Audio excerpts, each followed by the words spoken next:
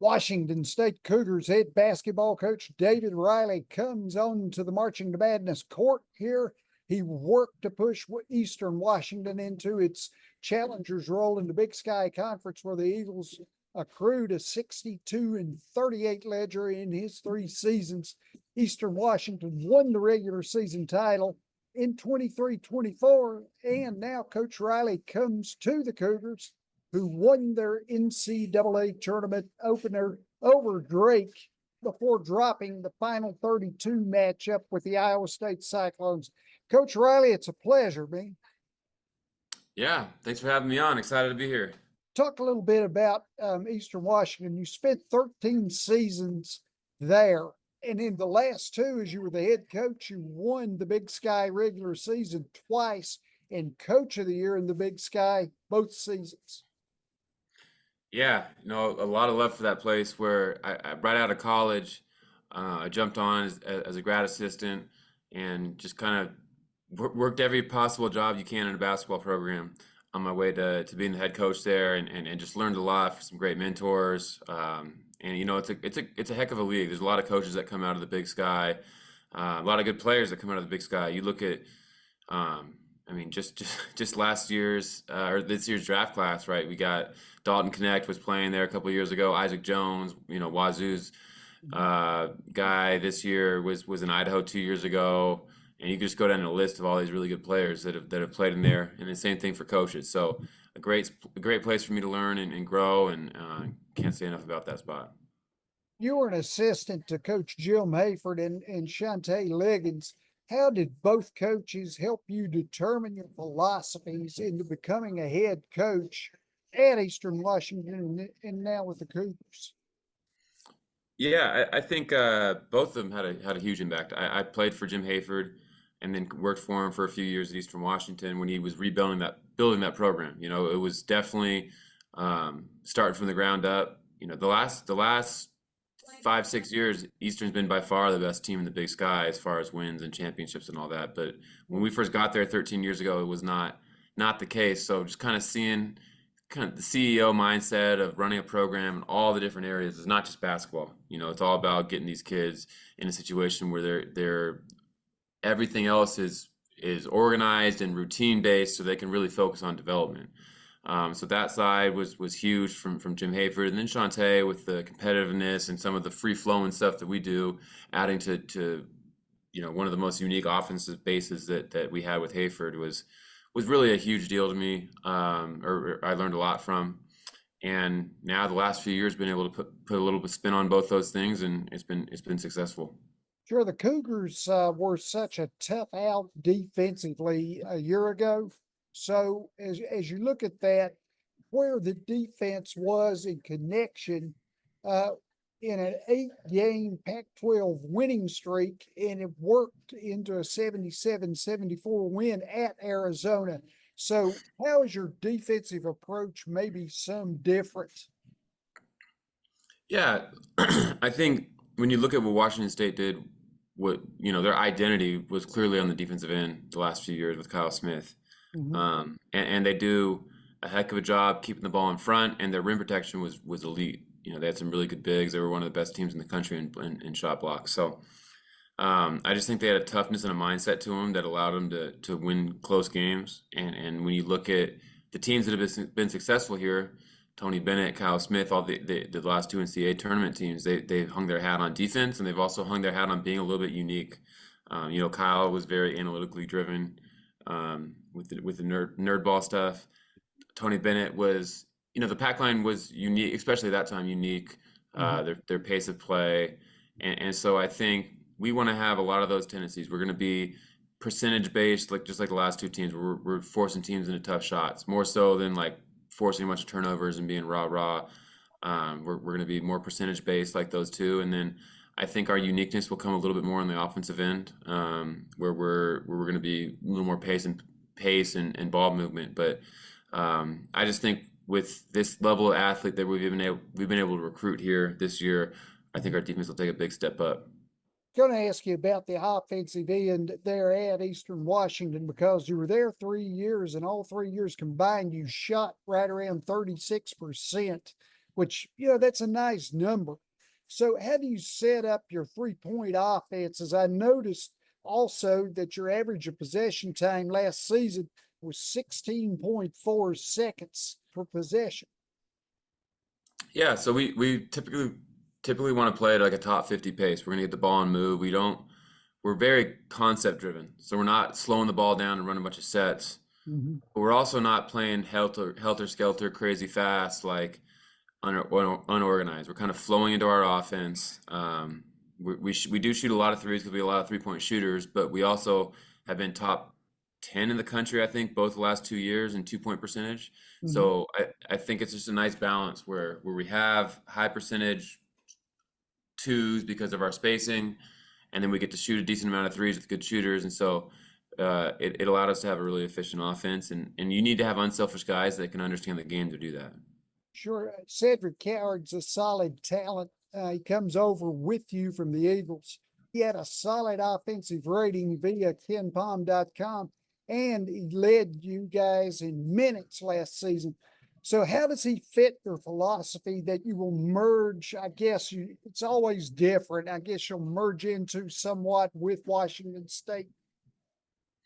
Yeah, I think he fits a lot of his best abilities fit what our offense does. The number one thing that stands out with him is his versatility. He was a four-man his first year with me and his first year at Division III, Mhm. and we've transitioned him to a guard. I mean, he's playing the two. He's even playing the point sometime for us. And so, um, we've got a guy that is elite posting up, that can come off ball screens, can shoot threes. If you put a bigger guy on him, he can take you from the perimeter. Put a smaller guy on him, he can post you up. And so I think when you look at our team, we have a lot of guys like that. Our bigs can play inside out. Our point guards can get in the paint and make passes, make plays from down there. And so he's just a versatile Swiss Army knife that fits really well into this offense.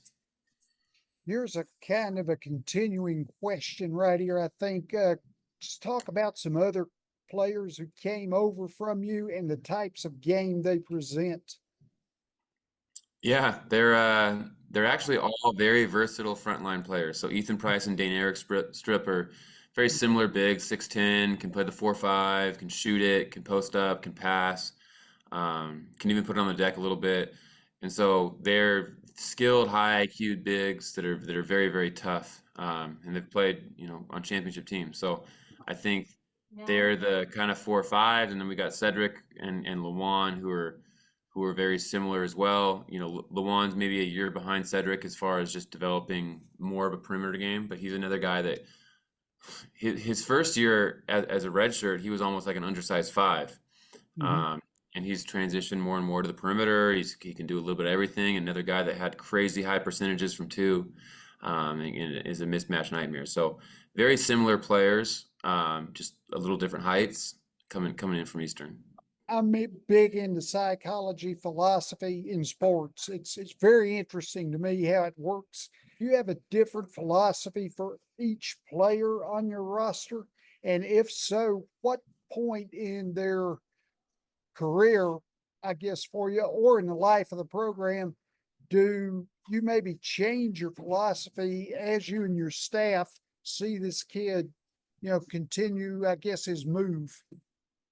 Yeah, I think we have a very fluid developmental philosophy. Mhm. But I think there also is a plan for each guy. So we do it with our freshmen when they come in, and or all our incoming guys. I guess nowadays you get enough transfers, so it's just all the incoming guys.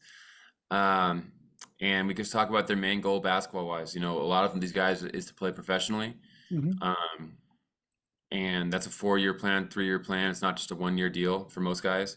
And so we talk about what they need to do to get there. Like, what are the attributes of a pro player that they need to have, and Mhm. then what routines and what habits they need to have to develop each of those attributes. And so that's a long process. But then like those routines that they need to develop them, that's a weekly process or a monthly process, and we go over those each week with the guys and make sure they're staying on track with it. So it's different for each guy. Some guys may need to develop their shot, so that means more time in the gym. Some guys it might be they got to develop their IQ. That means more time in the office watching film, and everyone's got different strengths and weaknesses, and it's just really important to be self-aware with that stuff and understand, that it's different for each player. And I think we do a good job. We have an army of coaches here, so everyone can kind of have that personalized experience with a coach that's going to plan on developing them to reach that. And so, yeah, we have different philosophies, but at the end of the day, if I do and our staff does a good job of recruiting guys that kind of have the goals are all pushing in similar directions, and then we can just focus on the individuals, and the team stuff will take care of itself. Washington's Nate Commies comes over in the backcourt, and then you're going to add the athleticism of Indy Okafor from Cal. So the variations that these two players can come to you and run with you on offense.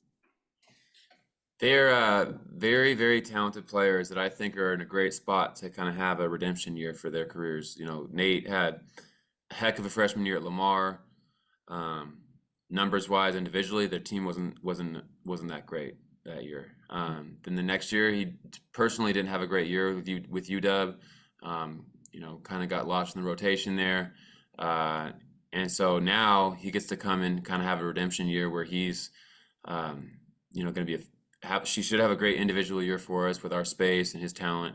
And then he's also got a chance to win at a high level with his team. So I think he's in a great spot to have a year to really show what he can do. I don't think he really had that chance last year, which is exciting for us. And then same thing with Indy Okafor, had a plan behind a heck of a big at Cal, was recruited by a different staff. And so he came in like a week and a half late to summer, and he's already almost picked up all the stuff he missed. And I'm really excited with his development path and his different abilities that he has that kind of brings something different than Ethan and Dane. Coach, when you think about the transfer portal, how is it different at Washington State compared to Eastern Washington? I think obviously just the level of play is something that takes a step up, and so it's a little bit easier to recruit to the level, talent wise, but nothing changes besides that. Like I think there's a little bit of just a level change, but it's still about relationships. Like the kids that we've recruited, based on seeing their film or just walking into a gym, usually haven't been that successful. Usually there's a guy that we trust that says this guy's a hard worker, or this guy's got, this characteristic or this reason why he wasn't recruited at this level. There's always some sort of reason, some sort of relationship, usually with the guys that do pan out. And it could be something small, it could be something obvious. But even the transfers in this day and age, there's some sort of reason or connection. Speaking of transfers, the Cougars going, from the Pac-12 into the West Coast Conference, that the West Coast Conference now can be an even deeper multi-bid league, I think, with you guys and Oregon State coming in as challengers. It's a really interesting idea to have Washington State and Oregon State, and then next year with Seattle and Grand Canyon, those are two really good teams. So when you look at the WCC last year, or the last couple of years, it's been right up there with the Pac-12. Like there a couple of years ago, and there was Gonzaga, St. Mary's, USF, BYU. I think Santa Clara was a bubble team that year with Jalen Williams. San Francisco got in years ago. Yeah. I mean, and now you're adding 2 Pac-12 teams. Like this is a league that can get four or five bids really, really easily when you look at the rosters that they've brought in, and everyone's putting in more money. The level keeps rising in the league. You look at some of the rosters that like LMU and these different teams have put together. Santa Clara and USF have a monster of a team, and obviously Gonzaga and St. Mary's, they're 2 of the best teams in the country. And you could go down that list. Oregon State's got I mean, there's a bunch of teams in the WCC that have put together a really good roster, and so it's going to be challenging. There's going to be a ton of net one or quad 1 and 2 games that should really prepare us and hopefully give us a chance to get an at-large bid. Last thing, Coach, you're from Seattle, and I was a huge Seattle Seahawks fan with Pete Carroll there as the head coach. Did you ever, by any chance, go and watch the Seahawks from a philosophical standpoint that you can add to your basketball acumen itself? And if so, discuss some of the things you may have applied as principles. Man, I could go on for a long time about this one. I was born in Seattle. Hmm. I grew up in the Bay Area. Sure. So I was not a Seahawks fan, but my whole family is football coaches. My brother coaches with the Ravens. My uncle was the head coach at Oregon State, Nebraska, the Chargers. Yeah. Um, and my grandpa was a coach, other uncle. So my whole family's football coaches, and so Yeah. I've learned a lot from that sport and trade a lot of notes with my brother and my uncle as well. I Mhm. read Pete Carroll's book. I'm blanking on the name of it. Yeah. It was his philosophy is incredible. Yeah. Like the competitions stuff that he does and finds a way to make everything competitive. We try to incorporate that. And then during COVID, very I got a lot of time to like really whittle down what my philosophy is going to be offensively, defensively, and these different things. And one thing that Pete Carroll said that stuck with me is like all these coaches have philosophies. They Most of them cannot describe them in an elevator pitch, in a 30-second quick. Here's my offensive concepts. Here's my defensive concepts. And if you can't do that, you probably don't have a well organized enough concept or philosophy. So I think that I learned a lot from his book. There's a bunch of stuff that I take from it, and that's one of the best books that I've read on coaching. So he's a heck of a coach and leader. And yeah, my brother almost ended up going down to the Seahawks and working for the new coach that he worked with with the Ravens, the D Ravens. coordinator that went over there. Yeah. Um, but he ended up staying with Harv's this year. Coach David Riley, very interesting conversation here from the former Eastern Washington Eagle and the new head coach of the Washington State Cougars. Coach, it's a pleasure having you on here. I enjoyed talking to you. I hope we can do this again at some point. Of course, go Yeah, Cougs. go Cougs. There you go.